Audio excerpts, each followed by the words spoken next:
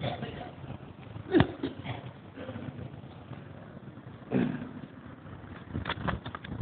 بالله من الشيطان الرجيم. بسم الله الرحمن الرحيم.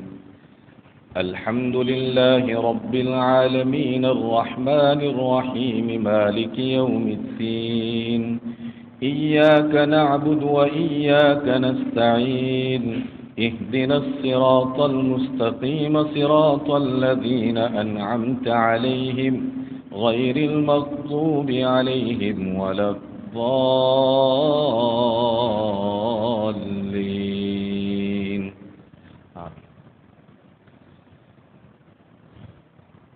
تمام تعریفیں اس اللہ کے لیے ہیں جو تمام جہانوں کا پروردگار ہے، بڑا مہربان اور نہایت ہی رحم کرنے والا ہے۔ قرآن کریم میں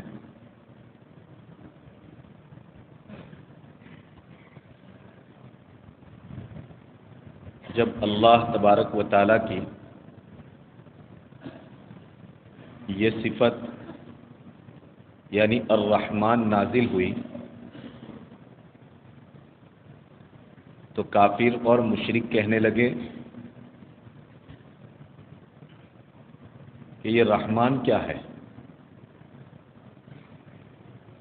ہم تو صرف اللہ کو جانتے ہیں، یہ رحمان کوئی دوسرا کہاں سے لے آئے؟ فوراً اللہ تبارک و تعالیٰ نے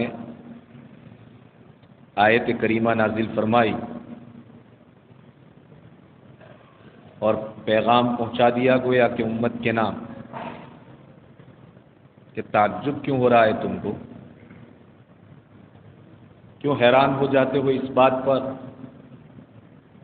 قل ادعوا اللہ او ادعوا الرحمن، محمد کہہ دو ان سے کہ اللہ اور رحمان یہ دونوں ایک ہی ذات کے دو نام ہے، ذات ایک ہے اور نام اس کے دو ہے، یہ کوئی دو الگ الگ ذاتوں کے نام نہیں ہیں۔ لہذا قل ادعوا اللہ او ادعوا الرحمن کہہ دو کہ تم اللہ کہہ کر کے پکارو یا رحمان کہہ کر کے پکارو۔ اللہ کہو گے تب بھی وہی ذات اور رحمان کہو گے تب بھی وہی ذات، بس صرف اتنا سا فرق ہے کہ اللہ یہ اس کی ذات کا نام ہے اور رحمان یہ اس کی ذات کی صفت ہے، بس اتنا سا فرق، ورنہ اللہ بھی وہی جو رحمان ہے اور رحمان بھی وہی جو اللہ ہے۔ قل ادعوا اللہ او ادعوا الرحمن ایما تدعو فلہ الاسماء الحسنی، جس نام سے بھی تم پکارو، فلہ الاسماء الحسنی، اللہ کے اچھے اچھے نام ہیں۔ رحمان کہہ کر کے پکارو، رحیم کہہ کر کے پکارو، خالق کہہ کر کے پکارو، رازق کہہ کر کے پکارو، قادر کہہ کر کے پکارو، رب کہہ کر کے پکارو، ایما تدعو، کون سے نام سے تم اس کو یاد کرنا چاہتے ہو، فلہ الاسماء الحسنی، میرے اللہ کے تو اچھے اچھے نام ہیں۔ حضرت ابو ہریرہ رضی اللہ تعالیٰ عنہ روایت نقل فرماتے ہیں کہ اللہ کے رسول صلی اللہ علیہ وسلم نے اسی آیت کریمہ کو سامنے رکھتے ہوئے ارشاد فرمایا کہ وَلِلَّهِ الْأَسْمَاءُ الْحُسْنَى، اللہ تبارک و تعالیٰ کے اچھے اچھے نام ہیں، جس شخص نے بھی ان ناموں کو محفوظ کر لیا، ان ناموں کو یاد کر لیا، ان ناموں کو اپنی میموری کے اندر جمع کر لیا۔ نبی پاک علیہ الصلاۃ والسلام ارشاد فرماتے ہیں کہ اللہ کے 100 نام ہیں مگر ایک کم، یعنی اللہ کے کل ملا کر کے 99 نام ہیں، جس شخص نے بھی ان 99 ناموں کو محفوظ کر لیا، زبانی یاد کر لیا، اپنے دماغ کے اندر بٹھا لیا، اللہ تبارک و تعالی اپنے اس نام کی برکت سے اس انسان کو جنت عطا فرمائیں گے۔ کتنی بڑی بات بیان فرما دی اللہ کے رسول صلی اللہ علیہ وسلم نے۔ امام بخاری نے بھی اس کو نقل فرمایا امام مسلم رحمۃ اللہ علیہ نے بھی اس روایت کو نقل فرمایا. اس لیے مجھے یاد پڑتا ہے کہ ہم نے اپنے دادا کی زبان میں اور ہمارے جو قدیم اساتذہ تھے ان کی زبان سے یہ بات سنی تھی کہ یاد کرو اللہ کے نام، اللہ هو اللہ الذی لا الہ الا هو الرحمن الرحیم الملک القدوس السلام المؤمن المہیمن العزیز الجبار المتکبر، اور پھر اس طرح سے اللہ کے جو 99 نام ہیں. اور انہوں نے یہاں تک بتایا کہ جب ہم مکتب کی تعلیم میں پڑھتے تھے اور ہمارے اساتذہ ہم کو مکتب پڑھاتے تھے، ہم بہت چھوٹے چھوٹے ہوتے تھے، ہم ابھی اپنی تختی ختم کر کے احسن القواعد کے اندر داخلہ لیتے تھے، تو اساتذہ ہمارے التزاماً لازمی طور پر نیسیسری طور کے اوپر ہمیں سب سے پہلے کیا یاد کراتے تھے؟ اللہ کے 99 نام یاد کراتے تھے. میں نے پوچھا تھا کہ وجہ کیا ہے، تو یہی کہا تھا کہ جس شخص نے اللہ کے 99 نام کو یاد کر لیا، اللہ تبارک و تعالیٰ اس نام کی اور ان ناموں کی برکت سے اس کو اپنی جنت کے اندر داخل فرما دیں گے. اب یہ رواج کم ہو گیا، ختم ہو گیا کہہ لیجئے. ہونا یہ چاہیے کہ ہمیں ہر باپ کو اور ہر ماں کو اس بات کا التزام کرنا چاہیے کہ ہمارے سامنے جو چھوٹی چھوٹی اولاد بیٹھی ہوئی ہے، کہہ لیجئے کہ بہت پاورفل میموری کی یہ مالک ہے اس وقت. ان کو اللہ تبارک و تعالیٰ نے جو یادداشت عطا فرمائی ہے اور ان کو جو حافظہ عطا فرمایا ہے، بڑے بڑے انسانوں کو جو اس فن کے ماہر ہوا کرتے ہیں وہ اتنے مضبوط میموری والے ہوتے نہیں ہیں اور اتنی بڑی اور مضبوط یادداشت والے ہوتے نہیں ہیں جتنی یادداشت ان چھوٹے چھوٹے بچوں کی ہوا کرتی ہے.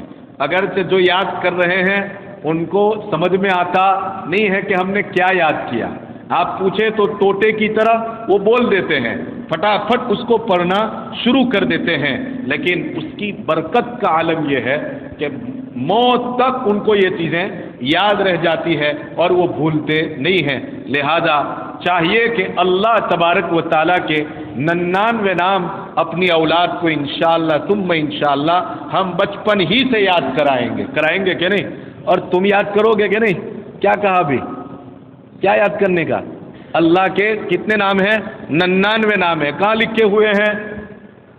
قرآن شریف میں. کہاں پڑھے ہے؟ بالکل شروع کے اندر قرآن شریف میں، جہاں قرآن شروع ہوتا ہے نا، بہت سارے قرآن والوں نے اس کا التزام کیا ہے. اگر جب یہ نئے قرآن کے اندر آتا نہیں ہے تو کیا کرنے کا؟ اپنے کو یاد کرنے کا. روزانہ 4 نام یا 5 نام یاد کر کے ابو کو سناؤ، امی کو سناؤ یا اپنے استاد کو سنائیں گے، انشاءاللہ 10 15 20 25 دن کے اندر ہمیں یہ 99 نام اللہ کی یاد ہو جائیں گے. اللہ کیا دے گا؟ بولو جنت چاہیے نا ہم سب کو. ہاں، تو ہمارے بچوں کو بھی اس بات کا التزام کرانا چاہیے اور یہ نام یاد کرانے چاہیے. آقا نے ویسے ہی تھوڑی بتا دیا ہے. یہ نبی پاک علیہ الصلوۃ والسلام اپنی زبان سے ایک بات بیان فرما رہے ہیں، اس بات کے اندر کتنا وزن ہونا چاہیے اور وہ بات کتنی قیمتی ہوا کرتی ہے، اور اس بات کو نقل کیا اتنے سارے محدثین نے. لہذا بچے تو بچے یاد کریں گے، لیکن میں سمجھتا ہوں کہ انشاءاللہ آج سے ہمارے یہ جوان بھی، ہمارے بوڑھے بھی، ہماری مائیں بھی اور ہماری بہنیں بھی اللہ کے 99 نام کو یاد کرے گی، اور روزانہ 2-3 یاد کریں گے تو ایک وقت آئے گا کہ مہینے میں، 2 مہینے میں، 3 مہینے میں، ارے سال میں تو کم سے کم یاد ہو جائیں گے یہ 99 نام اللہ کے. اور روزانہ ایک مرتبہ آگے پیچھے ایک مرتبہ یا 3 مرتبہ درود پاک پڑھ لیں گے اور ایک مرتبہ اللہ کے یہ نام پڑھ لیں گے. اللہ تبارک و تعالیٰ اپنے نام کی برکت سے دنیا کے اندر بھی ہماری حفاظت فرمائیں گے، اور آخرت میں تو نبی پاک علیہ الصلوۃ والسلام نے فرمائی دیا کہ اللہ اس کو جہنم کی آگ سے گویا کہ محفوظ فرما لیں گے. جنت عطا کریں گے، یعنی جہنم کی آگ سے محفوظ کر لیں گے. اتنے قیمتی یہ نام ہے اللہ تبارک و تعالیٰ کے، جو رحمان کے اوپر سے نبی پاک علیہ الصلوۃ والسلام نے گویا کہ بیان فرمایا. صلح حدیبیہ کا موقع تھا. حدیبیہ کی جنگ کے موقع کے اوپر مسلمانوں اور مشرکوں اور کافروں کے درمیان میں ایک صلح نامہ تیار ہو رہا تھا. نبی پاک علیہ الصلوۃ والسلام نے اپنے کاتبوں کے ذریعے، جہاں حضرت علی کرم اللہ وجہہ بھی موجود تھے اور دیگر حضرات بھی موجود تھے، کہ کہو صلح نامہ لکھو. چنانچہ اس زمانے کے حساب سے جو بھی لکھنے کا کاغذ یا جو بھی چیز ہوگی اس کے اوپر لکھنا شروع کیا. سب سے پہلے مضمون اور سبجیکٹ نبی پاک علیہ الصلوۃ والسلام لکھوا رہے تھے، اور لکھنے والے ان کے رائٹر اور کاتبین تھے. ہماری زبان میں ان کو کاتبین کہا جاتا ہے، اور آج کل کی زبان میں ان کو کیا کہتے ہیں؟ رائٹر کہا جاتا ہے. انہوں نے لکھنا شروع کیا. نبی پاک علیہ الصلوۃ والسلام نے فرمایا کہ لکھو. کہاں سے؟ کہ بسم اللہ الرحمن الرحیم. بالکل شروعات کے اندر ٹائٹل ہی لکھ دیا. کیا؟ بسم اللہ الرحمن الرحیم. شروع اللہ کے نام سے جو بڑا مہربان نہایت رحم کرنے والا ہے.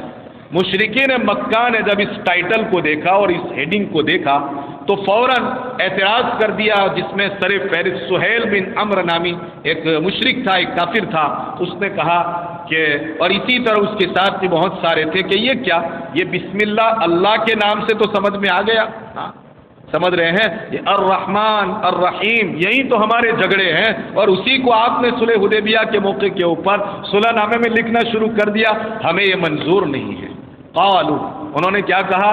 قالوا وما الرحمن، یہ رحمان کیا چیز ہے؟ یہ کہاں سے لے آئے؟ انسجد لما تأمرنا، انسجد لما تأمرنا. اے محمد، جن چیزوں کا تم حکم کرتے ہو، کبھی اللہ کو، اللہ کی عبادت کا حکم کرتے ہو، کبھی رحمان کی عبادت کا حکم کرتے ہو، کبھی رحیم کی عبادت کا حکم کرتے ہو، تو انسجد لما تأمرنا، تم جس کام کا ہمیں حکم کرتے ہو کیا ہم اس کی عبادت کرنا شروع کر دیں گے؟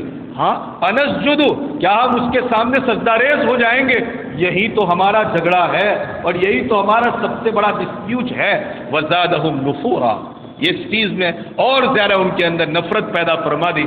اللہ کے رسول صلی اللہ علیہ وسلم نے تو اس موقع کے اوپر کہا کہ مٹا دو. حضرت علی نے کہا کہ ہمارے پاس بھی تلوار ہے. صحابہ نے کہا کہ اگر وہ تلوار لے کر کے آئے ہیں تو ہم بھی تلوار لے کر کے آئے ہیں. وہ لڑنا جانتے ہیں تو ہم بھی لڑنا جانتے ہیں. انہیں موت پسند ہے تو ان سے کہیں زیادہ ہم کو موت پسند ہے. ہمارے پاس تو جذبہ شہادت موجود ہے. یا رسول اللہ، ہم نہیں مٹائیں گے. اللہ کے رسول صلی اللہ علیہ وسلم، یہ ان کا جذبہ تھا دینی. حکم کا انادر کرنا نہیں تھا، یہ اللہ کے رسول صلی اللہ علیہ وسلم کو اعتماد دلانا تھا کہ آگے بڑھو، ہم آپ کے ساتھ ہیں. یہ اعتماد دلانا تھا. کسی قائد کو اس کی قیادت کے اندر کامیاب بنانا ہو، کسی کپتان کو اس کی کپتانی میں، اس کے نیترتو کے اندر اگر کامیاب بنانا ہو تو اس کے کھلاڑی اور اس کے پیچھے کی رعیت ہی اس کو کامیاب بنا سکتی ہے.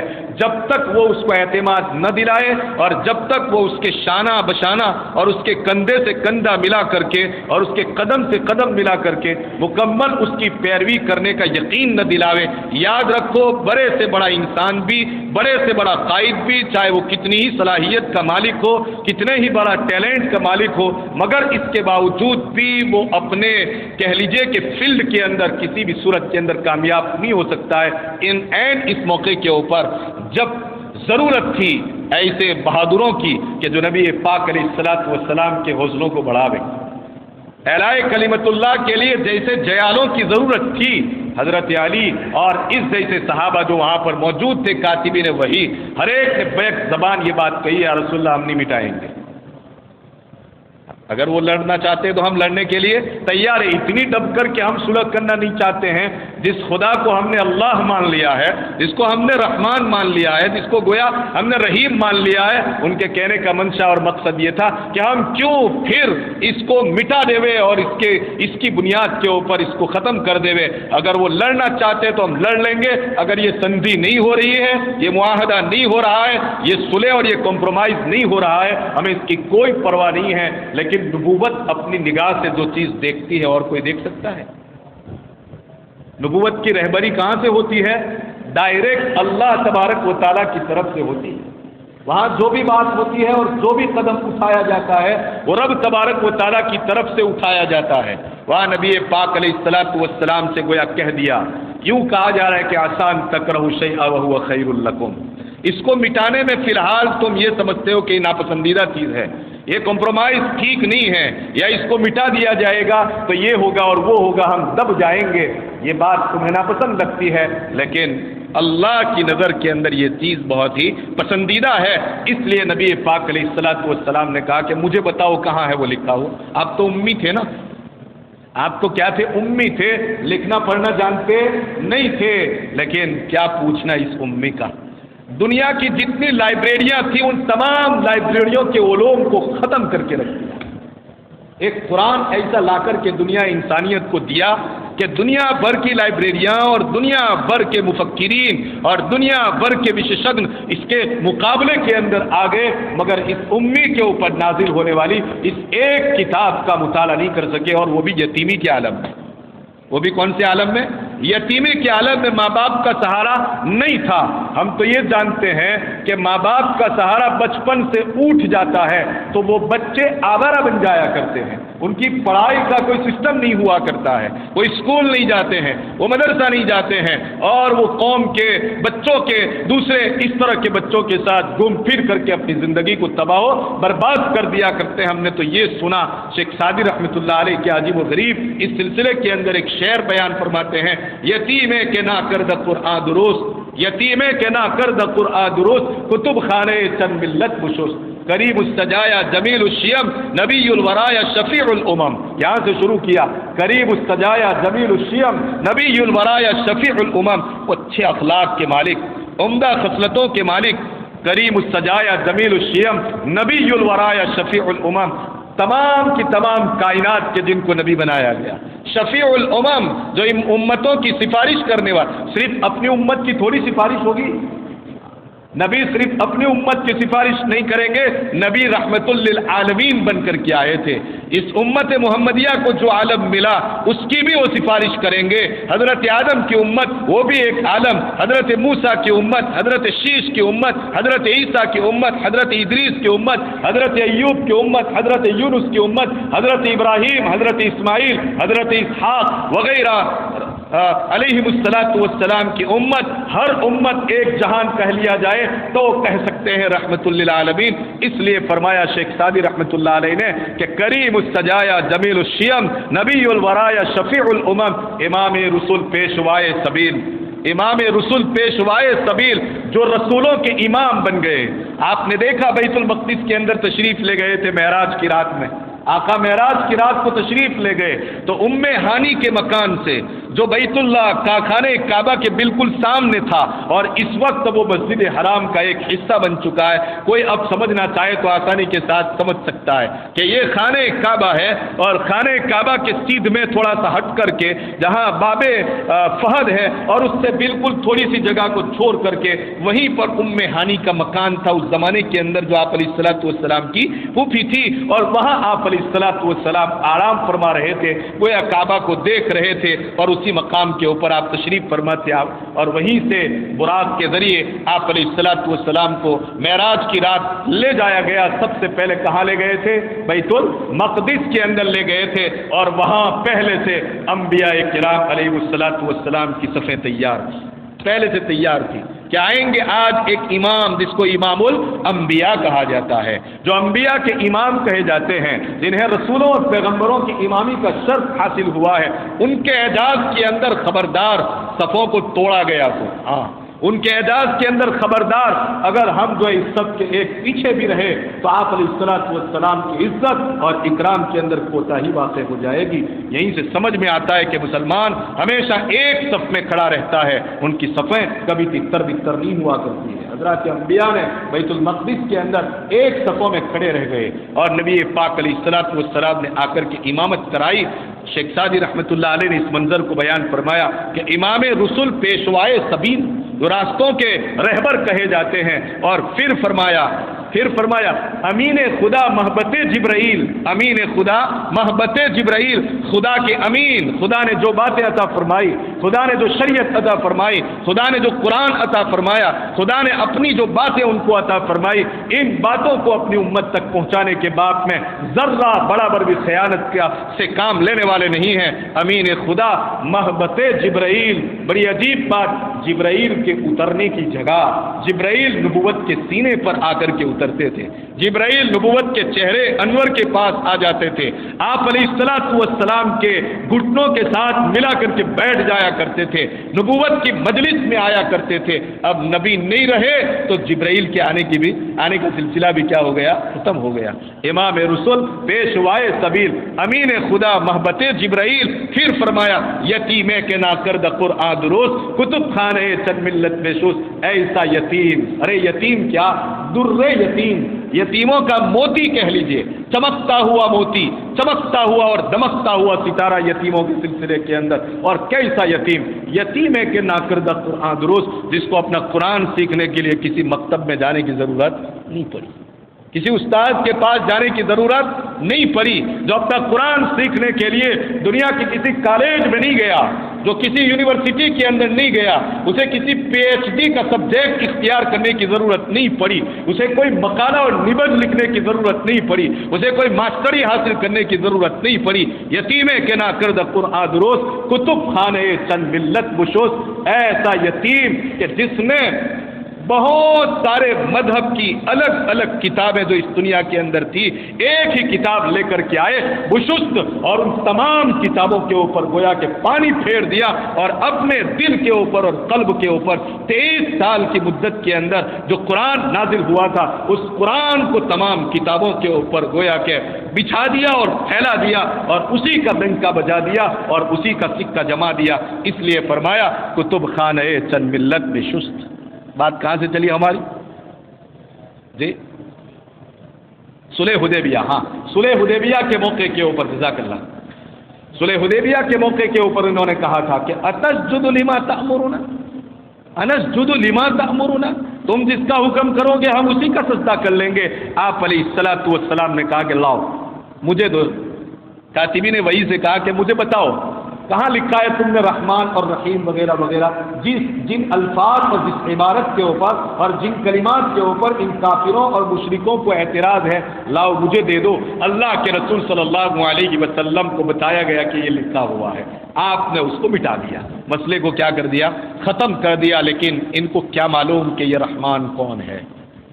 ایک جگہ پھر قرآن مقدس کے اندر یہ سورت شریفہ نازل ہوئی، الرحمن علم القرآن. رحمان جس کی شان رحمت کا کیا پوچھنا. اے انسان، دنیا میں جب تو آیا تھا تو جاہل آیا تھا. جاہل، کتنا جاہل پتا ہے تجھے اپنے نام کا بھی پتا نہیں تھا، اتنا جاہل بن کر کے دنیا میں آیا. تیری جہالت کا عالم تو یہ تھا، تو اتنا نادان اس دنیا میں بن کر کے آیا تھا کہ اگر تیرا نام کوئی نہ رکھتا اور کوئی تجھے پوچھتا کہ تو کون، تو تو کہتا کہ میں. تو اتنا جاہل بن کر کے آیا کہ تجھے کچھ پتا بھی نہیں تھا کہ میں کون ہوں، میرا نام کیا ہے، ارے میرا ابو کون ہے اور میری امی کون ہے، یہ بھی تجھے معلوم نہیں تھا. رحمان تو وہ ذات ہے علم القرآن، جس نے قرآن کی تعلیم دی، جس نے قرآن سکھلایا، قرآن کے مضامین سکھلائے. قرآن کے اندر اللہ تبارک و تعالیٰ نے ایک ایک آیت اور ایک ایک آیت کے ایک ایک کلمے اور ایک ایک کلمے کے ایک ایک حرف کے اندر رب تبارک و تعالیٰ نے نالج، گنان، ایجوکیشن، حکمتیں کہہ لیجئے کہ معرفتیں کے دریا بہا دیے ہیں. وہ رب، وہ رحمان جس نے قرآن کی تعلیم عطا فرمائی. الرحمن علم القرآن خلق الانسان. آہا، کیا کہا پھر؟ رحمان کو تم نہیں پہچانتے ہو. اچھا، رحمان پر تمہیں اعتراض ہے؟ رحمان تو وہ ذات ہے خلق الانسان. اے انسان، تجھے پیدا کرنے والی ذات ہی کون ہے؟ رحمان ہے. الرحمن علم القرآن خلق الانسان علمہ البیان. تو اپنی بات کسی کے سامنے بیان کرنا چاہے، تو اپنی رجوعات کرنا چاہے کسی کے سامنے، تو اپنے دل کی بات اور اپنے ضمیر کی بات کسی کے سامنے پیش کرنا چاہے، تو نہیں جانتا تھا، تجھے نہیں آتا تھا، تیرے پاس سلیقہ نہیں تھا، تیرے پاس ڈھنگ نہیں تھا، تیرے پاس سبجیکٹ ہی نہیں تھا اس سلسلے میں، تو کہاں سے شروعات کرے اور کہاں پر جا کر کے ختم کرے؟ کتنے ڈسپلین کے ساتھ اس کو لکھا جائے اور اس کو بیان کیا جائے، اس کو سمجھایا جائے، ان میں سے کسی چیز کا تیرے پاس علم نہیں تھا. فرمایا علمہ البیان. الرحمن علم القرآن خلق الانسان علمہ البیان. اور اللہ تبارک و تعالیٰ نے اس کو بیان یعنی کہ وضاحت کرنے کا، اپنی بات پیش کرنے کا ڈھنگ سکھلایا. اس کو کیا کہا جاتا ہے؟ رحمان کہا جاتا ہے. تو ہم بات کر رہے ہیں اسی صفت رحمان کے اوپر کہ اللہ تبارک و تعالیٰ کتنا رحیم اور کتنا رحیم ہے. کل گزشتہ میں نے کچھ باتوں کو چھیڑا تھا، اور آج اللہ تبارک و تعالیٰ کی صفت رحمانیت کے ساتھ ساتھ صفت رحیمیت کی صرف ایک دو جھلک آپ کو دکھانا چاہتا ہوں امام مسلم رحمۃ اللہ علیہ نے. اچھا، کل کی ایک بات میں پوری کر دوں جو ہماری ماں اور بہنوں سے تعلق رکھنے والی ہے. لکھا ہے روایتوں کے اندر، آپ علیہ الصلوۃ والسلام فرماتے ہیں کہ اللہ کتنا رحیم ہے. اللہ کی رحمت اور اللہ کی مہربانی کا کیا پوچھنا، وہ کتنا رحیم ہے بتاؤں۔ فرماتے ہیں آقا کہ ایک عورت اپنے گھر کے کام کاج کے اندر لگی ہوئی ہے اور گھر کی چیزیں بے ترتیب پڑی ہوئی ہے، گھر کی چیزوں میں کوئی ترتیب نہیں، ایک چیز یہاں پڑی ہوئی ہے اور ایک چیز وہاں پڑی ہوئی ہے، وہ عورت گھر کی بے ترتیب پڑی ہوئی چیزوں کو اٹھا کر کے ترتیب سے رکھ دیا کرتی ہے۔ نبی پاک علیہ الصلوۃ والسلام فرماتے ہیں کہ میرا رب جو رحمان اور رحیم ہے، اس کے اس ایک کام کی بنیاد کے اوپر اس کے کھاتے کے اندر ایک نیکی لکھ دیتا ہے اور اس کے نامہ اعمال سے ایک گناہ اور برائی کو مٹا دیا کرتا ہے۔ اور اتنے پر بس نہیں، پروردگار اتنا رحیم ہے، اتنا رحیم ہے، اور وہ اپنی مہربانی کے دریا بہاتے ہوئے کہہ رہا ہے کہ اے عورت، محض اس کام کی بنیاد کے اوپر میں ایک درجہ بھی تیرا جنت کے اندر بڑھا رہا ہوں۔ کتنی بڑی بات ہے۔ گھر کی چیزیں جو بے ترتیب پڑی ہوئی ہے، ان بے ترتیب پڑی ہوئی چیزوں کو صرف ترتیب سے رکھ دینے کے اوپر، تو ایک عورت جب صبح سے اٹھتی ہے اور شام تک، اور شام سے لے کر کے آدھی رات تک گھر کے کام میں، شوہر کے کام میں، اگر ماں باپ ہے تو ماں باپ کے کام میں، بچے ہیں تو بچے کے کام کے اندر لگی ہوئی ہے، اتنے سارے کام کاج وہ کرتی ہے، اللہ کی رحمت جوش میں آ کر کے اس کو کون کون سے انعام سے نوازے گی، انسان کیا اس کا اندازہ لگا سکتا ہے؟ نبی پاک علیہ الصلوۃ والسلام نے تو صرف سمجھنے کے لیے، فہم کے خاطر ایک چیز کو بیان فرما دیا کہ ایک کام کرے گی تو ایک نیکی اس کے نام اعمال میں لکھ دی جائے گی اور ایک گناہ اس کے نام اعمال سے مٹا دیا جائے گا اور جنت کے اندر اس کا ایک درجہ بلند کر دیا جائے گا۔ اتنے سارے کام، اس لیے میں اپنی ماں اور بہنوں سے بھی کہوں گا کہ گھر کے کاموں کو بوجھ سمجھ کر کے نہ کرے، اس نیت کے ساتھ گھر کے کاموں کو کرے کہ اس پر اللہ تبارک و تعالی اجر عطا فرماتے ہیں، اللہ تبارک و تعالی نیکی عطا فرماتے ہیں، رب تبارک و تعالی گناہ مٹا دیا کرتے ہیں، رب تبارک و تعالی جنت کے اندر درجات کو بلند کر دیا کرتے ہیں۔ تمہاری ایک معمولی سی نیت کی بنیاد کے اوپر اتنا بڑا ثواب اللہ تبارک و تعالی عطا فرما دیتے ہیں۔ بہت ساری ہماری مستورات روزانہ گھر کے اندر پوٹا لگاتی ہیں، روزانہ صفائی کرتی ہے کہ نہیں؟ اور بعض جگہوں کے اوپر تو دن میں کتنی مرتبہ؟ 2 مرتبہ جھاڑو اور 2 مرتبہ پوٹے کا سسٹم ہے کہ نہیں؟ آپ ان سے پوچھا جائے کہ یہ پوٹا کیوں لگاتی ہو، تو بہت ساری مستورات، خود ہم نے اپنے گھروں میں بھی یہ تجربہ کر لیا، پھر ان کو سمجھایا کہ ذرا سمجھو تمہیں کس طرح سے یہ کام کرنا ہے۔ پوچھا کہ کیوں پوتا لگاتی ہو اس وقت؟ کہ باہر سے کوئی آئے گا اور اس طرح سے دیکھے گا تو کیا کہے گا؟ کیا ان کا انٹینشن یہی ہوا کرتا ہے؟ اکثر و بیشتر اللہ ماشاء اللہ جس کو صحیح فہم اللہ تبارک و تعالیٰ نے عطا فرمائی ہو۔ ہاں، عورت ویسے بھی قرآن نبی پاک علیہ الصلوۃ والسلام فرماتے ہیں کہ ہن ناقصات العقل والدین، نبی کا فرمان ہے کہ وہ دین کے اعتبار سے بھی ادھوری ہے، عقل کے اعتبار سے بھی ادھوری ہے، ان کی عقل بھی ادھوری، ان کا دین بھی ادھورا، ان کو سمجھ میں نہیں آتا ہے، اس لیے میاں کو ذمہ دار بنایا کہ تیرا دین بھی کامل ہے، تیری عقل بھی کامل ہے، اور تیرے حوالے میں نے ایک نازک صنف کو تیرے حوالے کیا ہے، تو اپنے کامل دین کو لے کر کے اپنی کامل عقل کی بنیاد کے اوپر ان کے اندر جو ادھورا پن پایا جاتا ہے، ان کے اندر جو نقص پایا جا رہا ہے، اس کو دور کرنے کی ذمہ داری یہ شوہر کس کی ہے؟ تیری ہے، یہ آپ لوگوں کی ذمہ داری ہے۔ ہر چیز ہماری ذمہ داری، ہم اپنی مستورات کو سمجھائیں، ہم اپنی ماؤں کو سمجھائیں، ہم اپنی بہنوں کو سمجھائیں، ہم اپنی بیٹیوں کو سمجھائیں، جو دین ہمارے پاس موجود ہے، 15 منٹ 20 منٹ آدھا گھنٹہ نکال کر کے ان کو لے کر کے، اپنی بیٹیوں کو لے کر کے، اپنے بیٹوں کو لے کر کے بیٹھیں اور ان کو دین سمجھائے۔ ایک مرد کی یہ بھی ذمہ داری ہے۔ تو میں یہ کہہ رہا تھا کہ عورتوں سے جب پوچھا جائے کہ یہ پوٹا کیوں لگایا، یہ جھاڑو کیوں لگایا، تو یہی جواب عام طور پر ملتا ہے کہ باہر سے کوئی آ کر دیکھے گا تو کیا کہے گا۔ ذرا سی نیت کو درست کر لینے کی ضرورت ہے یہاں پر، صرف اتنا انٹینشن کہ میرے مذہب کی تعلیم یہ ہے کہ ان اللہ طیب، ان اللہ طیب، اللہ تبارک و تعالیٰ پاکیزہ ہے اور پاکیزگی کو پسند فرماتا ہے۔ ان اللہ نظیر یحب النظافۃ، اللہ تبارک و تعالیٰ صاف ستھرے ہیں اور صفائی اور ستھرائی کو پسند فرماتا ہے۔ ہاں، اللہ تبارک و تعالیٰ نبی پاک علیہ الصلوۃ والسلام نے ارشاد فرمایا الطہارۃ نصف الایمان پاکی تو آدھا ایمان ہے۔ اب اگر یہی کام ہماری مستورات اسی انٹینشن کے ذریعے کرے اور اسی نیت کے ساتھ کرے تو بتاؤ کتنا بڑا ثواب کو حاصل کرے گی کہ اللہ کو صفائی پسند ہے اس لیے ہم صفائی کرتی ہے، اللہ کو پاکیزگی پسند ہے اس لیے ہم پاکیزگی کو اختیار کر رہی ہیں۔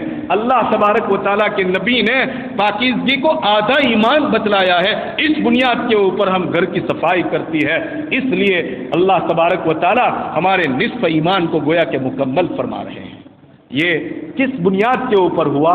یہ اللہ تبارک و تعالیٰ کی شان رحیمی کی بنیاد پر اتنا سارا ثواب اللہ تبارک و تعالیٰ عطا فرماتے ہیں۔ آؤ میں ذرا وہ بات بھی آپ کو سنانا چاہتا ہوں۔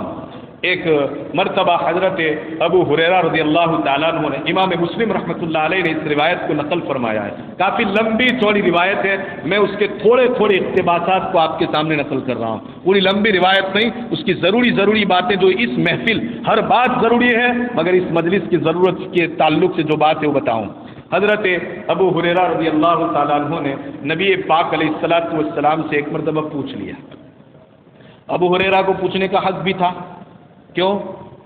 ابو ہریرہ رضی اللہ تعالیٰ عنہ سید المحدثین ہے، محدثوں کے سردار، حدیث بیان کرنے والوں کے سردار، 5000 سے زائد حدیثیں نبی پاک علیہ الصلوۃ والسلام سے یاد کی اور پھر امت کے سامنے پیش کی ہے۔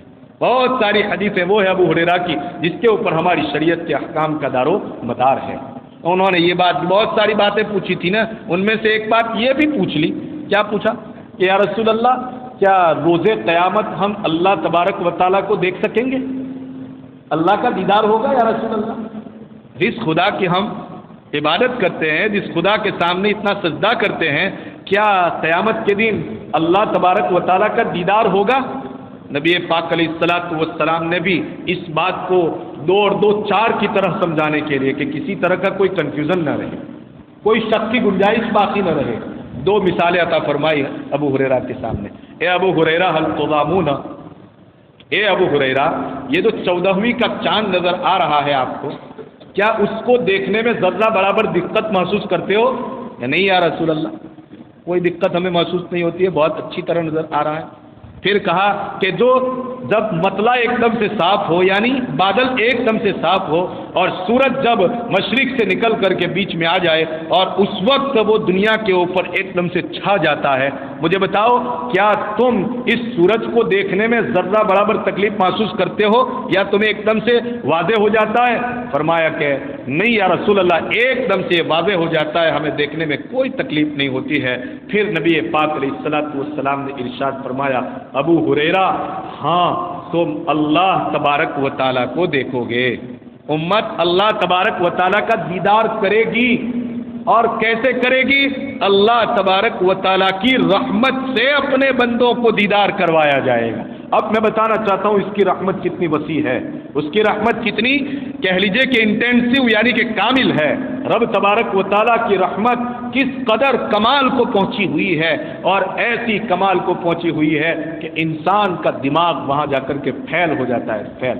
پھر اللہ کے رسول صلی اللہ علیہ وسلم نے آگے ارشاد فرمایا کہ قیامت کا دن ہوگا، میدان محشر قائم ہو جائے گا، اللہ تبارک و تعالیٰ اچھوں کو ان کی اچھائی کے لیے اور بروں کو ان کی برائی کا بدلہ یعنی کہ ان کی برائی کی سزا دینے کے لیے ایک میدان کے اندر جمع ہو جائے گا، جمع کرے گا، اور پھر وہاں پر فیصلے فرمائے گا۔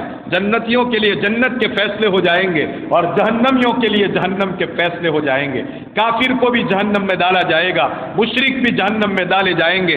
امت کے کچھ وہ گنہگار بھی ہوں گے جن کو اللہ تبارک و تعالیٰ، جنہوں نے کلمہ تو پڑھا تھا لیکن رب کی باتوں کو نہیں مانا تھا، اللہ تبارک و تعالیٰ ان کو بھی جہنم میں ڈال دیں گے کہ جاؤ تم بھی جہنم میں، کچھ دیر کے لیے ہی صحیح، کچھ لمحات کے لیے ہی صحیح، کچھ زمانے کے لیے ہی صحیح، لیکن اپنے اعمال کی سزا بھگتنے کے لیے جہنم کے اندر چلے جاؤ۔ چنانچہ جنتی جنت میں چلے جائیں گے، جہنمی جہنم کے اندر چلے جائیں گے۔ عین اس موقع کے اوپر آقا فرماتے ہیں، عین اس موقع کے اوپر رحمت خداوندی کو جوش آئے گا، اللہ تبارک و تعالیٰ کی رحمت جوش مارے گی، فرشتوں سے حکم کرے گا اللہ تبارک و تعالیٰ، اے میرے فرشتوں جاؤ جہنم کی طرف، جاؤ جہنم کی طرف، اور میرے ان تمام بندوں کو جس نے زندگی میں کبھی شرک نہ کیا ہو، کیا کہا؟ جاؤ میرے ان تمام بندوں کو جس نے زندگی میں کبھی شرک نہ کیا ہو، سن لیا آپ نے، صرف شرک نہ کیا ہو، بھلے کتنے ہی برے اعمال کر کے وہ آئے ہیں، میں پھر اس کے اوپر سناؤں گا کہ جری مت بن جانا، پھر جرأت مت کرنا۔ ہاں اللہ کی رحمت اتنی جوش والی ہے، تو جب مالک یوم الدین کو بیان کریں گے اس وقت پتہ چلے گا کہ اللہ کیسا ہے، کتنا قہار ہے اور کتنی زبردست پکڑ کرنے والا ہے۔ اس وقت میں رحمت اس لیے سنا رہا ہوں کہ مایوس نہ ہو جائے۔ انسان کو آس کی بہت ضرورت ہے، انسان کو امید کی بہت ضرورت ہے، اور خاص طور پر اس گئے گزرے دور کے اندر جہاں اعمال کی بہت کمی پیدا ہو چکی ہے، اعمال بہت کمزور بن چکے ہیں، اور ایسے موقع کے اوپر انسان بہت نا امید ہو جایا کرتا ہے۔ اس لیے اس شان رحمت کو میں کھول رہا ہوں آپ کے سامنے 2-3 دن سے، تاکہ ہمارے اوپر مایوسی چھانے نہ پائے، اس لیے کہ شیطان انسان کو مایوسی اور نا امیدی میں مبتلا کرتا رہتا ہے، اور ایک دم مایوس بنا کر کے پھر کافر بنا کر کے چھوڑ دیتا ہے، مشرک بنا کر کے چھوڑتا ہے۔ اللہ میری اور آپ کی حفاظت فرمائے۔ ہم ہمیشہ اللہ کی رحمت سے کبھی مایوس نہیں ہوں گے، لیکن اللہ کی پکڑ سے بے خوف بھی نہیں بنیں گے۔ دو باتوں کو ذرا دھیان سے سمجھیے، اللہ کی رحمت سے کبھی مایوس نہیں ہوں گے، لیکن اللہ کی پکڑ سے بے خوف بھی نہیں بنیں گے، ڈر کر کے زندگی گزاریں گے، خوف کے ساتھ زندگی گزار کہ ڈر تو یہ ہے، خوف تو یہ ہے کہ میرے اعمال میں تو یہ طاقت نہیں ہے کہ مجھے بچا سکے، لیکن اللہ کی رحمت سے ہمیں امید ہے کہ اللہ ہماری مغفرت فرما دیں گے۔ یہ ہے، اس لیے کہا تھا نا الایمان بین الخوف والرجاء، الایمان بین الخوف والرجاء، ایمان نام ہے کس کا؟ خوف اور امید کے درمیان کی چیز کا، کہ ایک جانب میں خوف بھی ہو تو دوسری جانب کے اندر امید بھی ہو۔ علماء نے یہاں پر یہ بات لکھی ہے کہ جوانی گزارو تو خوف کے ساتھ گزارو، جوانی گزارو تو خوف کے ساتھ گزارو، اللہ سے ڈر کر کے جوانی گزارو۔ نماز نہیں جانی چاہیے، اگر گئی تو رب پکڑے گا، روزے نہیں چھوڑیں گے، اگر چھوڑے تو رب پکڑ لے گا، تراویح نہیں چھوڑیں گے، اگر چھوڑے تو رب پکڑ لے گا، زکوٰۃ ادا کریں گے، اگر ادا نہیں کی تو رب پکڑ لے گا۔ جوانی اس طرح سے گزارو، یعنی کہ ہر لمحہ جوانی کی زندگی کی ایک ایک ساتھ، ایک ایک گھڑی اور ایک ایک شن اللہ تبارک و تعالیٰ کو سامنے رکھ کر کے اس کا خوف اپنے اوپر مسلط کر کے جیو۔ ہاں، اور جب بڑھاپا آ جائے تو یہی جوان بڑھاپا آ جائے تو کہ ربا جوانی کے اندر جو کچھ بھی ہو سکتا تھا کیا، اب تو میں کمزور ہو چکا ہوں، اب تسبیح پڑھنا بھی چاہتا ہوں، اب مسجد میں آنا بھی چاہتا ہوں، کئی رکوع اور سجدے بھی کرنا چاہتا ہوں، لمبے لمبے قیام کرنا چاہتا ہوں، لمبی لمبی تلاوتیں کرنا چاہتا ہوں، لیکن تو نے بڑھاپا دے دیا، تو نے کمزور بنا دیا ہے، اب یہ سب کام تو میں اتنے اس ڈھنگ سے نہیں کر پا رہا ہوں جس ڈھنگ سے کرنا چاہیے، بس اب ایک آس لگائے بیٹھا ہوں اور ایک امید کی کرن تیری رحمت کے ساتھ وابستہ ہے۔ اے میرے پروردگار، مجھ سے جتنا ہو سکتا ہے کرتا ہوں، تو میری گرفت مت کرنا، تو مجھے مت پکڑنا، تو میری بخشش کر دینا، تو میرے لیے جنت کو لازم و واجب کر دینا، اور جہنم سے میرے لیے چھٹکارے کا پروانہ لکھ دے۔ اس امید کے ساتھ زندگی گزاری جائے، اس کا نام ہے ایمان۔ اس کا نام کیا ہے؟ ایمان۔ تو کس طرح گزارنی ہے؟ جوانی میں ڈر کر کے اور بڑھاپے کے اندر امید کے ساتھ زندگی گزارے، یہ پکا مومن ہے۔ تو اللہ تبارک و تعالیٰ فرشتوں کو حکم کریں گے کہ جاؤ، جس میرے بندے نے جس نے شرک نہیں کیا ہے ان تمام کو جہنم سے باہر نکال کر کے لے آؤ۔ فرشتے جائیں گے، فرشتے جائیں گے، کیسے پہچانیں گے؟ وہاں تو مشرک بھی ہے، وہاں تو کافر بھی ہے۔ جناب سوال ہے نا، اس جہنم میں تو سب کو اللہ تبارک و تعالیٰ نے ڈال دیا ہے، کافروں کی بھی، ابو جہل اینڈ کمپنی بھی وہاں پر موجود، فرعون اینڈ کمپنی بھی موجود، سمجھ رہے ہیں؟ اور آج کل کی بھی بہت ساری کمپنیاں ہیں کفر و شرک کی سب وہاں پر موجود ہے، اور وہاں امت محمدیہ کے یہ افراد بھی موجود ہے جن کے دلوں کے اندر رتی برابر، یعنی کہ ذرہ برابر بھی کیا باقی ہے؟ ایمان باقی ہے، اور انہوں نے شرک کو جگہ نہیں دی ہے اپنے پاس اپنی زندگی کے اندر۔ پہچانیں گے کیسے وہاں پر جا کر کے؟ آپ علیہ الصلوۃ والسلام فرماتے ہیں کہ پہچانیں گے مومن کی پیشانی سے، کہ مومن کی پیشانی کے اوپر زندگی میں ایک مرتبہ بھی سجدہ کیا ہوگا نا، تو اللہ تبارک و تعالیٰ اس سجدے کی بنیاد کے اوپر اس کی پیشانی کے اوپر نشان لگا دیتے ہیں۔ فرشتے ان پیشانیوں کو دیکھ دیکھ کر کے پکڑ پکڑ کر باہر نکالیں گے۔ حالت کیا ہوگی معلوم ہے؟ حالت ہوگی، روایتوں میں یہ بات لکھی ہے کہ جل بھون کر کے کوئلے کی طرح ہو گئے ہوں گے، اللہ اللہ ہماری حفاظت فرمائے، سوائے یہ پیشانی کا حصہ، سوائے پیشانی کے حصے کے، چونکہ وہ سجدے کا مقام ہے اور اللہ تبارک و تعالیٰ اس مقام سجدے کے لیے جہنم پر حرام کر دیا ہے کہ وہ اس کو جلاوے، صرف اتنا سا حصہ باقی رہے گا، اتنا سا حصہ، اور یہی سے تو ہم پہچانے جائیں گے، اسی سے فرشتے ہم کو پہچانیں گے، ورنہ جہنم نے ہماری بوٹی بوٹی اور ہڈی ہڈی کو گلا کر کے رکھ دیا ہوگا، اور گلا کر نہیں، روایتوں میں یہ بات آتی ہے کہ وہ جل بن کر کے ایک دم سے بسم ہو گئے ہوں گے، یہاں تک کہ الفاظ بسم ترجمہ کیا ہے مترجمین نے اس کا، کہ کیا بن گئے ہوں گے، ایک دم سے بسم کر دیے گئے ہوں گے، ان کو صرف پیشانی کے اوپر جو سجدے کا نشان ہے اتنے حصے کو اللہ تبارک و تعالیٰ باقی رکھے ہوئے ہوں گے، حکم ہوگا، کیا ہوا، نکال لیے، سب کو نکال لیا گیا،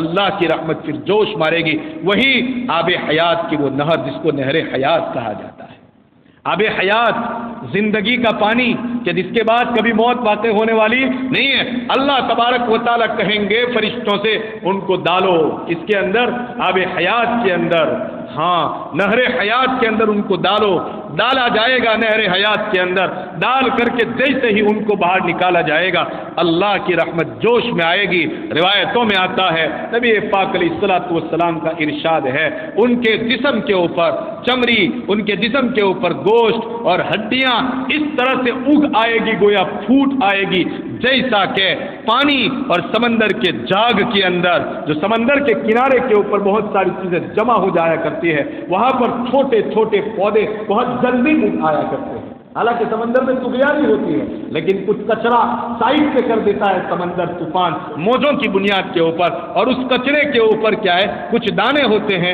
اور وہ دانے ایک دم سے اگ آتے ہیں، جیسے ہی ان کو نہر کے اندر ڈالا جائے گا، آب حیات کے اندر ڈالا جائے گا، اللہ تبارک و تعالیٰ کے حکم اور اللہ تبارک و تعالیٰ کی رحمت سے ان کے جسم کے اوپر اسی طرح سے ہڈیاں، چمڑی، ان کے بال اور ان کے گوشت اس طرح سے اگ آئیں گے اور ایک دم سے صحیح سالم ہو جائیں گے، اللہ تبارک و تعالیٰ ہر ایک سے فارغ ہو جائے گا، ہر ایک سے فارغ ہو گیا، اب ان کی طرف متوجہ ہو کر کے ایک کو بلائے گا، صرف ایک، رجل، روایت میں ہے کہ رجل، ایک شخص کو بلائیں گے، آؤ، پوچھیں گے اس سے کہ کیا ہے، کہا کہ اس کو جہنم سے نکال کر کے اس کا منہ جہنم کی طرف صرف رکھو، بس اب زیادہ کچھ نہیں، اس کو کیا کرو، جہنم کی طرف اس کا منہ کر دو، ابھی جنت میں ڈالنے کی بات نہیں ہوئی ہے، ابھی تو صرف جہنم سے نکال کر کے آب حیات میں ڈبویا گیا ہے، اور جو جل کر بھسم ہو گئے تھے اب ذرا ہمارا ریپیئرنگ ہوا ہے، ٹھیک ٹھاک ہو چکے ہیں، اب اس کا منہ جہنم کی طرف کر دیا جائے گا، جہنم کے دروازے سے ایک دم گرم گرم ہوائیں آئے گی جس کو لے کر کے بہت پریشان ہو جائے گا، بہت پریشان، جہاں تک اللہ چاہیں گے وہ اسی حالت میں رہے گا، پھر ایک وقت آئے گا اللہ تبارک و تعالیٰ سے وہ خود درخواست کرے گا کہ اللہ کم سے کم اتنا کر دے، کم سے کم اتنا کر دے کہ جہنم کے منہ سے مجھے ہٹا کر کے ذرا جنت کے دروازے، جنت کی طرف مجھے کر دے، جہنم کے دروازے سے ہٹا کر کے میرا منہ جنت کی طرف ذرا کر دے، اللہ تبارک و تعالیٰ اس سے وعدے لیں گے کہ وعدہ کر کہ اب کوئی دوسرا سوال نہیں کروں گا، وعدہ کر کے میں کوئی دوسرا، ہاں روایت میں ہے، میں بتاؤں گا، ابھی نبوت کی انداز سے اس کو بیان کر رہی تھی، آپ اس کو مذاق نہ سمجھیں، ہاں یہ اللہ کے رسول صلی اللہ علیہ وسلم نے ابو ہریرہ کے سامنے یہ بات بیان کی، اور ابو ہریرہ نقل کر رہے ہیں کہ فرمایا اللہ تبارک و تعالیٰ اس کو کہیں گے کہ انسان تو کتنا دھوکے باز ہے معلوم ہے، ابھی پتہ چل جائے گا تیری دھوکے بازی،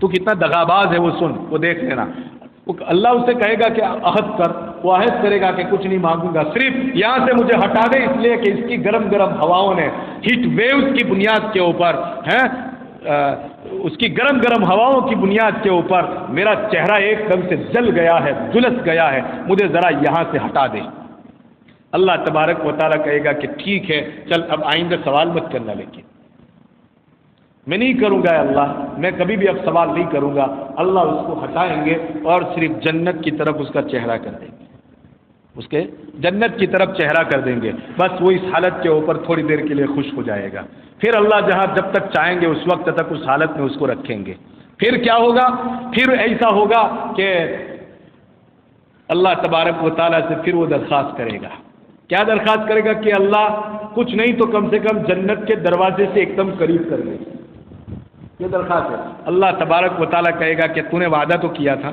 تو نے معاہدہ کیا تھا، ہمارے درمیان میں سندھی ہوئی تھی، اب تو اس معاہدے کو توڑ دیتا ہے، اسی لیے میں نے کہا تھا نا کہ تو بڑا دغاباز ہے، تو بہت دھوکے باز واقع ہوا ہے۔ اللہ تبارک و تعالیٰ اس سے پھر معاہدہ کرے گا کہ اب کہہ کہ میں آئندہ اس طرح کا کوئی سوال نہیں کروں گا۔ دوسرا، اللہ تبارک و تعالیٰ گویا اس کو جنت کے بالکل قریب کر دیں گے، دروازے کے ایک دم قریب۔ اب دروازے سے وہ جنت کو دیکھے گا، مسلم شریف کی روایت ہے، جنت کو دیکھے گا، جنت میں عیش و عشرت کے سامان دیکھے گا، ہم کو دیکھے گا وہ انشاءاللہ۔ آپ ان تو بولو بھائی، ہم پہلے سے بلا حساب و کتاب جنت میں جانے کی بات کرتے ہیں، کیا ہم اس طرح سے جانے کی بات کر رہے ہیں؟ ہم تو بلا حساب و کتاب اللہ سے مانگتے ہیں، اور رب تبارک و تعالیٰ کی رحمت جوش میں آتی ہے تو ہر چیز دینے کے اوپر تیار۔ وہ کون کون سے لوگ بلا حساب و کتاب جنت میں جائیں گے؟ انشاءاللہ موقع ملا تو اس کو بھی میں کھول دوں گا آئندہ کل۔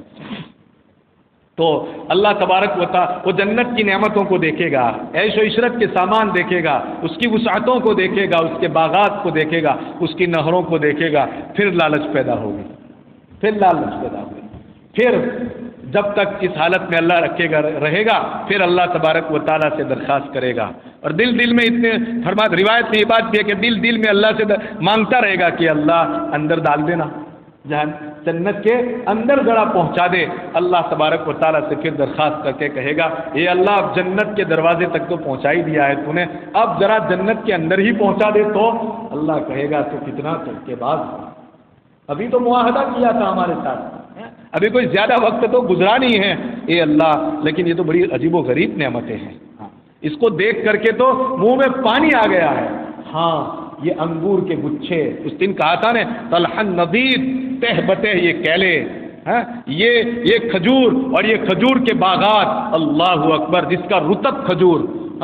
اب جب ہم جو ہے دسترخوان کے اوپر بیٹھتے ہیں اور ایک آدھ منٹ کی دیر ہوا کرتی ہے، اس موقع کے اوپر ہماری نظروں کے سامنے جب کھجور ہوتا ہے تو یہ لمحات جو ہے کٹتے نہیں کرتے ہیں، اور ہم یہ تمنا کرنے لگتے ہیں کاش جلدی سے مؤذن صاحب جو ہے اپنی آواز نکالے اور ہم اس کو اپنے منہ کے اندر رکھ دے۔ یہ تو وقتی بھوک مٹانے کے لیے ہے، اور یہ تو وقتی تقاضے کو پورا کرنے کی ایک پلیٹ کو دیکھ کر کے انسان اتنا لالچی ہو جاتا ہے۔ تو بتاؤ وہ ہمیشہ اس کی کھجوریں کھانے کے لیے وہ جنت کے دروازے کے اوپر کھڑا ہے، اس کے منہ میں کیسا پانی آئے گا؟ وہ درخواست کرے گا کہ اللہ ڈال دینے اب تو ایک مرتبہ۔ اللہ تبارک و تعالیٰ، خیر اللہ تو اللہ ہے، وہ رحمان ہے اور وہ رحیم ہے، اس کی انٹینسو رحمت کا یہاں سے سلسلہ شروع ہو رہا ہے۔ بے پایا رحمت، بے قرار رحمت کہہ لیجئے، جس کی کوئی انتہا نہیں ہے، ہم اس کا ایگزامپل نہیں دے سکتے ہیں رب تبارک و تعالیٰ کی رحمت کا۔ اللہ تبارک و تعالیٰ فرمائیں گے کہ جاؤ جنت میں چلے جاؤ جنت میں جاؤ، اور اتنا ہی تھوڑی، پھر جانے کے بعد اب یہاں سے رحمتوں کا سلسلہ شروع ہو رہا ہے۔ جنت دے دی، اب اللہ تبارک و تعالیٰ اس سے درخواست نہیں کروائیں گے، اب خود اس سے پوچھتے ہیں میرے بندے اب جنت میں آ چکا ہے تو، اب میری رحمتوں کے سائے میں تو آ چکا ہے، اب اس میں لا لغو فیہا ولا تأثیم، اس کے اندر اب کسی طرح کی کوئی زحمت ہو ہی نہیں سکتی۔ اب میں تجھے سوال کرے یہ زحمت دینا بھی نہیں چاہتا، تو سوال کرے اور میں تجھے دوں یہ زحمت لینا بھی میں تجھے نہیں چاہتا ہوں۔ بتاؤ تو صحیح، کوئی ہو سکتا ہے اتنا رحیم؟ یہ کہے گا اللہ تبارک و تعالیٰ کہ بول کیا چاہیے اب تجھے، تو کون سی چیز کی تمنا کرتا ہے، میں دینے کے لیے تیار ہوں۔ وہ جنت اتنی بڑی دیکھ لے گا، اس کی حوروں کو دیکھ لے گا، اس کے باغات کو دیکھ لے گا، تو وہ یہ سمجھ لے گا کہ اب اس کے بعد تو کچھ ہے ہی نہیں۔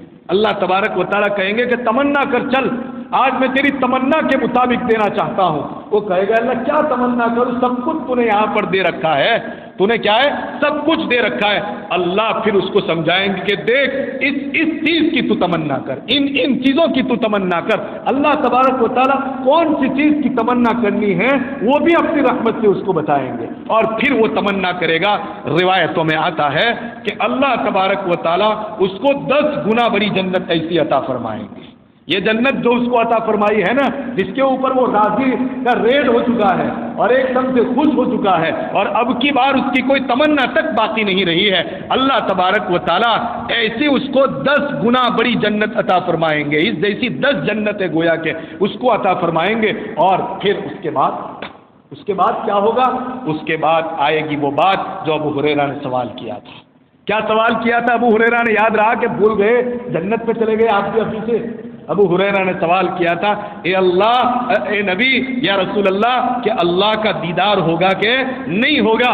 اب اللہ تبارک و تعالیٰ اس جنتی کے سامنے آئیں گے، وجوہ یومئذ ناظرہ الی ربہا ناظرہ، اس دن بعد چہرے ایسے ہوں گے تو ایک دم تر و تازہ ہوں گے۔ اب مجھے بتائیے اس موقع کے اوپر ہماری تر و تازگی کا عالم کیا ہوگا؟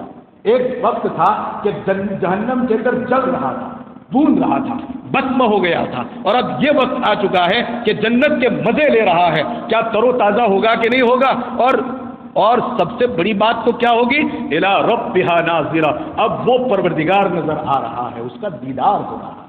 اللہ اکبر۔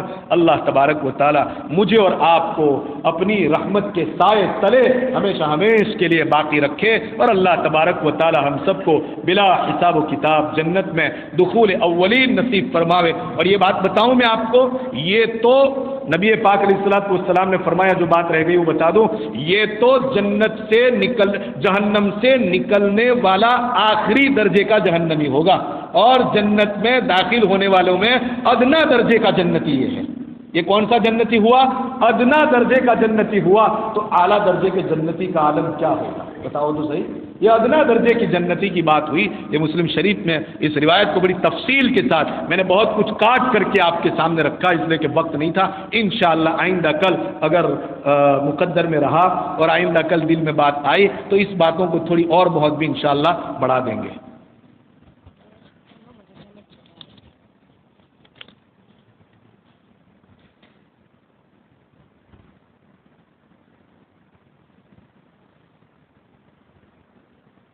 کون سی کوئی آیت میں نے تلاوت کی تھی ابھی سجدے کی؟ آج ہے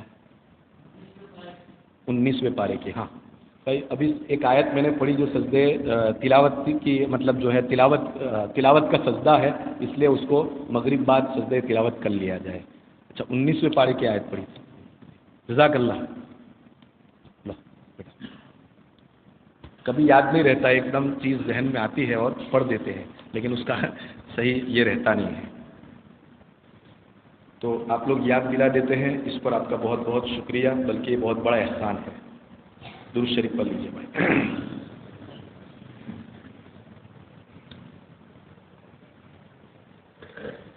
سبحان اللہ والحمد للہ ولا الہ الا اللہ واللہ اکبر ولا حول ولا قوة الا باللہ العلی العظیم۔ سبحان اللہ وبحمدہ عدد خلقہ ورضا نفسہ وزنة عرشہ ومداد کلماتہ۔ اللہم لا نحصی ثناء علیک انت کما اثنیت علی نفسک۔ اللہم صل علی سیدنا محمد وعلى آل سیدنا محمد وبارک وسلم۔ اللہم صل علی محمد النبی الأمی الطاہر الزکی صلاة تحل بها العقد وتفك بها الكرب۔ اللهم يا فارج الهم ويا كاشف الغم يا مجيب دعوة المضطرين رحمن الدنيا والآخرة رحيمهما أنت ترحمني فارحمني برحمة تغنيني بها عن رحمة من سواك۔ ربنا ظلمنا أنفسنا وإن لم تغفر لنا وترحمنا لنكونن من الخاسرين۔ ربنا ظلمنا أنفسنا وإن لم تغفر لنا وترحمنا لنكونن من الخاسرين۔ رب إني ظلمت نفسي ظلما كثيرا ولا يغفر الذنوب إلا أنت فاغفر لي مغفرة من عندك وارحمني إنك أنت الغفور الرحيم۔ اللهم أنت ربي لا إله إلا أنت عليك توكلت وأنت رب العرش الكريم۔ اللهم أنت ربي لا إله إلا أنت خلقتني وأنا عبدك وعلى عهدك ووعدك ما استطعت وأعوذ بك من شر ما صنعت وأبوء لك بنعمتك علي وأبوء بذنبي فاغفر لي فإنه لا يغفر الذنوب إلا أنت فاغفر لي فإنه لا يغفر الذنوب إلا أنت۔ اللهم رب اغفر لي ولوالدي وللمؤمنين يوم يقوم الحساب۔ رب ارحمهما كما ربياني صغيرا رب ارحمهما كما ربياني صغيرا۔ ربنا هب لنا من أزواجنا وذرياتنا قرة أعين واجعلنا للمتقين إماما۔ رب اجعلني مقيم الصلاة ومن ذريتي ربنا وتقبل دعاء۔ رب اجعلني مقيم الصلاة ومن ذريتي ربنا وتقبل دعاء۔ رب اجعلني مقيم الصلاة ومن ذريتي ربنا وتقبل دعاء۔ اللهم أنت الله، اللهم أنت الرحمن يا أول الأولين ويا آخر الآخرين ويا ذا القوة المتين يا راحم المساكين يا أرحم الراحمين يا أرحم الراحمين يا أرحم الراحمين ہمارے گناہوں کو معاف فرما دے، ہمارے گناہوں کو معاف فرما دے، ہمارے گناہوں کو معاف فرما دے۔ اے اللہ بخشش کے فیصلے فرما دے، اے اللہ بخشش کے فیصلے فرما دے، اے اللہ بخشش کے فیصلے فرما دے۔ زندگی کی بدعمالیوں سے درگزر فرما دے، اے اللہ زندگی کی بدعمالیوں سے درگزر فرما دے۔ اے اللہ آج کریں گے کل کریں گے، زندگی کٹ گئی اللہ لیکن کر نہیں پائے اللہ، آج کریں گے کل کریں گے، اے اللہ آج نماز پڑھیں گے کل پڑھیں گے، آج روزے رکھیں گے کل روزے رکھیں گے، اے اللہ آج تراویح پڑھیں گے کل پڑھیں گے لیکن آج تک نہیں پڑھ پائے اللہ ہمیں معاف فرما دے، اے اللہ ہمیں معاف فرما دے، ہمیں توفیق عطا فرما دے۔ اے اللہ تیری توفیق کے بغیر کچھ نہیں ہو سکتا ہے، اے اللہ ایک پتا بھی تیرے حکم کے بغیر ہل نہیں سکتا، تو اے اللہ ہم کیسے تیری توفیق کے بغیر نماز پڑھیں گے، کیسے تیری توفیق کے بغیر تیری عبادت کریں گے۔ اے ربا ہمیں توفیق عطا فرما، ہماری توفیقات میں اضافہ فرما، ہماری توفیقات میں اضافہ فرما، ہماری توفیقات میں اضافہ فرما۔ اے اللہ ہم بہت کمزور ہیں، اے اللہ ہمیں کچھ پتہ نہیں ہے، اے اللہ ہمارے پاس کوئی علم نہیں ہے۔ سبحانک لا علم لنا، اے اللہ تیری ذات پاک ہے، ہمارے پاس کسی طرح کا کوئی علم نہیں ہے۔ اے اللہ ہم جاہل بن کر کے دنیا میں آئے تھے، تیرے مقابلے میں آج بھی جاہل ہے۔ اے ربا ہمارے علم میں بڑھوتری عطا فرما، ہمارے علم میں اضافہ فرما۔ اے اللہ ہمیں قرآن و حدیث کا علم عطا فرما، اے اللہ ہمیں کتاب و سنت کا علم عطا فرما، اے اللہ وہ علم عطا فرما جو تیری معرفت کا ذریعہ بنے، اے اللہ وہ علم عطا فرما جس کی بنیاد پر تیرا خوف پیدا ہو، اے اللہ وہ علم عطا فرما جس کو لے کر کے روحانیت پیدا ہو، اے اللہ وہ علم عطا فرما جس کو لے کر کے جہالت دور ہو، اے اللہ وہ علم عطا فرما جس کو لے کر کے تیرے کلمے کو ہم بلند کر سکے، اے اللہ وہ علم عطا فرما جس کو لے کر کے تیرے نبی کی شریعت کو عام کر سکے، اے اللہ وہ علم عطا فرما جس کے ذریعے اے اللہ ان بندوں کو جو جہنم کے گڑھے کے اوپر کھڑے ہو چکے ہیں اے اللہ پکڑ پکڑ کر کے جنت کے دروازے کے اوپر لا سکے، ایسا علم عطا فرما، ایسا علم عطا فرما۔ انت علام الغیوب، اے اللہ تیرے پاس جو علم ہے کس کے پاس ہو سکتا ہے ایسا علم؟ اے اللہ تو علیم ہے اور تو خبیر ہے، اے اللہ تو علیم ہے اور تو خبیر ہے، اے اللہ تو علیم ہے اور تو خبیر ہے۔ اے ربا ہمیں علم نافع عطا فرما، علم نافع عطا فرما، علم نافع عطا فرما، ہماری جہالت کے پردوں کو دور فرما دے۔ اے اللہ اس علم سے ہم پناہ چاہتے ہیں، اے اللہ اس علم سے ہم پناہ چاہتے ہیں جو ہمارے لیے یا کسی کے لیے بھی ذرہ برابر بھی نفع بخش نہ ہو۔ اے اللہ ایسا علم عطا فرما جو ہم سب کے لیے مفید ہو، ہم سب کے لیے مفید ہو، ہم سب کے لیے مفید ہو۔ اے اللہ بے شک اے اللہ تیری ذات سے ہی ہم امید رکھتے ہیں اور تیری ذات ہی سے امید رکھنی چاہیے۔ اے اللہ کسی اور در پر جانے سے ہماری حفاظت فرما، کسی اور در پر جا کر مانگنے سے ہماری حفاظت فرما۔ تیرے در پر ہی سب کچھ ملتا ہے، تو ہی عطا کرتا ہے، تیرے در سے لینے والے بنا دے اللہ، تیرے در سے لینے والے بنا دے اللہ۔ تیرے در سے تو نے صدیق کو صدیقیت عطا فرمائی تھی، اے اللہ عمر جیسے انسان کو تو نے تیرے در پر آ کر کے اسلام عطا کیا تھا، اے اللہ سمیہ کو تو نے تیرے در سے ایمان عطا فرمایا تھا، عمار و یاسر کو تو نے تیرے در سے ایمان عطا فرمایا تھا، اے اللہ بڑے بڑے سورماؤں کو تو نے تیرے در سے ایمان عطا فرمایا تھا۔ اے اللہ ہم بھی تیرے در ہی سے امید وابستہ رکھتے ہیں، تو ہی عطا فرماتا ہے، تو ہی عطا فرمائے گا۔ ہمیں بھی وہ نوازشات سے اے اللہ محروم نہ فرما جو نوازشات تو تیرے بندوں کے اوپر ہر وقت کرتا رہتا ہے۔ اے اللہ تو نے تیرے نیک بندوں کو جو عطا فرمایا ہے اور جو افضل چیز عطا فرمائی ہے اے اللہ ہمیں بھی عطا فرما، ہم بھی تجھ سے مانگتے ہیں، ہمیں محروم نہ فرما، ہمیں محروم نہ فرما، اے اللہ ہمیں محروم نہ فرما۔ اے اللہ جنت کا اولین مستحق بنا دے، اے اللہ دخول اولین نصیب فرما دے، دخول اولین نصیب فرما دے، دخول اولین نصیب فرما دے۔ بلا حساب و کتاب جنت عطا فرما، بلا حساب و کتاب جنت عطا فرما۔ تیری شان رحمت سے یہی امید ہے اللہ، تیری شان رحمت سے یہی امید ہے اللہ، ورنہ گناہ بہت کر چکے ہیں اللہ، اعمال میں ایک عمل بھی اخلاص کا ایسا نہیں ہے کہ جو تیرے سامنے پیش کر سکیں اور تو اس کی بنیاد پر ہماری مغفرت کریں۔ اے اللہ تو عدل پر آ جائے، انصاف پر آ جائے تو اے اللہ ہم ذرہ برابر بھی جنت کے مستحق نہیں ہو سکتے ہیں، اس لیے اللہ تیرا فضل تجھ سے مانگتے ہیں، اپنے فضل سے جنت کا مستحق بنا دے، اپنے فضل سے بلا حساب و کتاب جنت عطا فرما دے، اپنے فضل سے اعلیٰ درجے کی کے جنتی بنا دے، اپنے فضل سے اللہ جنت الفردوس عطا فرما، اپنے فضل سے ہمارے مرحومین کی بال بال مغفرت فرما، ہمارے مرحومین کی بال بال مغفرت فرما، ان کو بھی کروٹ کروٹ چین نصیب فرما، اے اللہ ان کو بھی تیری جنت عطا فرما، اے اللہ جنت کی کھڑکیاں ان کے لیے کھول دے، اے اللہ جنت کی کھڑکیاں اور ہوائیں ان کے لیے عام اور تام فرما دے، اے اللہ ہمیں بھی تو وہاں پہنچنا ہے، ہمارے جانے سے پہلے ہمارا ایسا نظام بنا دے اللہ